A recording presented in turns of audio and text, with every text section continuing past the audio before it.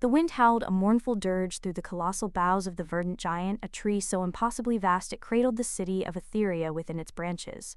Rain, thick and heavy as blood, lashed against Silas Blackwood's oilskin duster, plastering his silver hair to his forehead. He adjusted his spectacles, the lenses magnifying the perpetual twilight of Atheria's underleaf world. Silas was a shadowsmith, a supernatural lawyer, and the last of his kind. A profession once revered, now forgotten, and whispered about only in hushed tones around flickering saloon lanterns. The message spoke of a client framed for a crime he didn't commit, a crooked judge, and a conspiracy that threatened to unravel the fragile peace of the city tree. Atheria was a marvel of engineering and desperation. Generations ago, when the dust plague ravaged the land, humanity sought refuge within the verdant giant, splicing its colossal trunk with timber and metal to create a sprawling metropolis. Buildings clung to branches like stubborn barnacles, connected by precarious rope bridges and gravity-defying lifts powered by intricate clockwork mechanisms. Silas navigated the slick wooden streets, his leather boots echoing in the damp air. The scent of wood smoke, damp earth, and brewing whiskey hung heavy. He passed gambling dens where men risked their lives on games of chance, and makeshift churches where preachers offered solace in the face of the unknown. He felt the eyes of the Atherians on him, assessing, questioning. He was an outsider, a relic of a bygone era, and in Atheria, survival depended on belonging.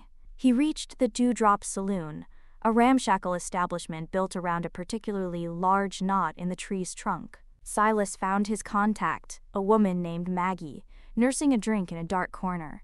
Maggie was a whisper, a type of information broker, and her face was a roadmap of secrets and hard living. "You're the Shadowsmith?" she asked, her voice raspy. "Silas Blackwood," he confirmed, sliding into the booth opposite her. "You have information about Thomas Barrow?" Maggie nodded, took a long swig of her drink, and wiped her mouth with the back of her hand. "Barrow's being set up, accused of stealing the heartwood seed." "And who benefits from Barrow's downfall?" Silas asked, his eyes narrowed. "Judge Calhoun. He's been eyeing Barrow's land for years. Wants to build a lumber mill, strip the place bare." Maggie paused. "But there's more to it than just land. Calhoun's got powerful friends, men who crave control of Atheria." Silas knew he was wading into something deeper than a simple land dispute. He paid Maggie for her information and stepped back into the rain-swept streets. He had a client to defend and a conspiracy to unravel. Barrow was a simple farmer, his face weathered and honest. He swore he was innocent, claimed he'd been framed. "They say I stole the heartwood seed, but I never even seen it," Barrow pleaded. "Judge Calhoun hates me. He wants my land, says I'm blocking progress." Silas believed him. He could sense the honesty in Barrow's voice, the fear in his eyes. "Tell me everything you know about Judge Calhoun," Silas instructed. Barrow recounted stories of Calhoun's ruthlessness, his connections to the city's underworld, his insatiable greed. Silas left the jail and sought out the heartwood seed itself. He needed to understand its significance, its power. He discovered it was no ordinary plant, but a carefully cultivated graft that held the potential to accelerate the verdant giant's growth, providing more resources and space for Atheria's burgeoning population. It was Atheria's future, and someone was willing to destroy it to maintain their power. His investigation led him to the Atheria archives, a vast library carved into the heartwood of the tree. He discovered that Calhoun was not just a corrupt judge, but the leader of a secret society known as the Arborean Cabal, a group dedicated to preserving the status quo, even if it meant stifling progress and exploiting the weak. As Silas delved deeper, he realized he was being watched. Shadows followed him through the streets, whispers trailed behind him. He was a threat to the Cabal, and they would stop at nothing to silence him. One night, as he returned to his meager lodgings, he was ambushed. Two burly men, their faces hidden beneath wide-brimmed hats, attacked him in the narrow alleyway. He knew how to manipulate the shadows, how to turn their own weight against them. He used his cane, a relic of his craft, to disarm and disorient them. He fought with a ferocity born of desperation, a burning desire to protect the innocent. He managed to subdue them, but not before one of them delivered a glancing blow to his head. He staggered back, his vision blurring. As he fell, he saw a familiar figure emerge from the shadows. Judge Calhoun. "You've been digging where you shouldn't, Blackwood," Calhoun sneered, his eyes cold and calculating. "We have our own laws, our own ways of doing things." Calhoun raised a pistol, aiming it at Silas's head.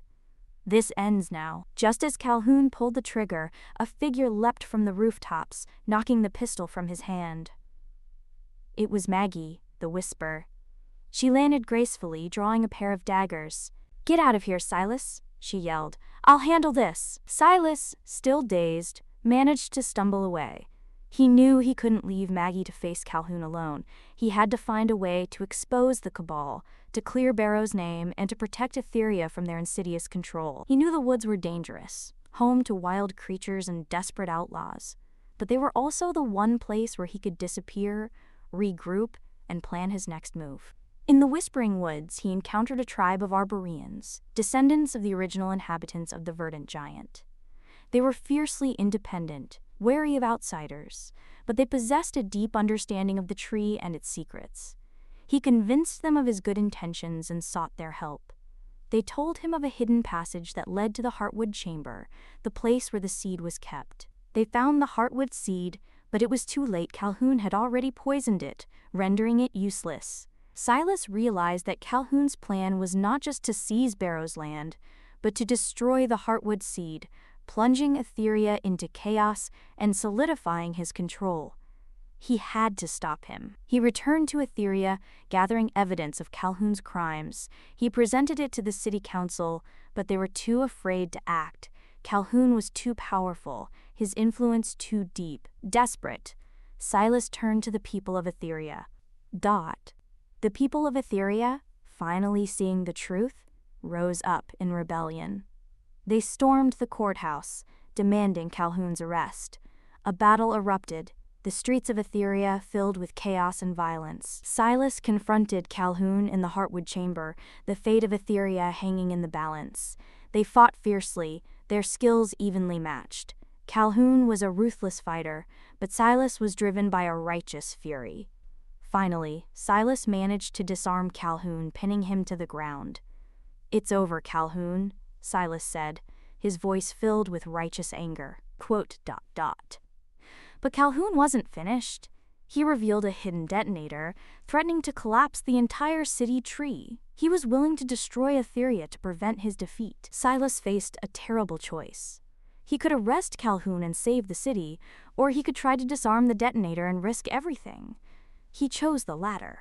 With a surge of adrenaline, he lunged for the detonator, grappling with Calhoun. In the struggle, the detonator was activated. Silas knew he had only seconds to act. He used his Shadowsmiths skills to channel the energy of the Verdant Giant, focusing it on the detonator. Calhoun was defeated, the city was saved, but Silas was gravely wounded. As he lay dying, he saw the people of Atheria gathering around him, their faces filled with gratitude and respect. He had earned their trust, their admiration. He was no longer an outsider, but a hero. Before he drew his last breath, he revealed to them the secret to revive the Heartwood seed, a technique passed down through generations of Shadowsmiths. He entrusted them with the future of Atheria, knowing that they were capable of building a better world. Atheria mourned his loss, but they also celebrated his life, vowing to never forget the man who saved their city tree. Years later, the Heartwood seed bloomed, revitalizing the Verdant Giant and ushering in an era of prosperity for Atheria. The story of Silas Blackwood became a legend, a testament to the power of courage, compassion, and the enduring spirit of justice. And though the Shadowsmiths were gone, their legacy lived on in the hearts of the Atherians, forever reminding them that even in the darkest of times, hope can always take root.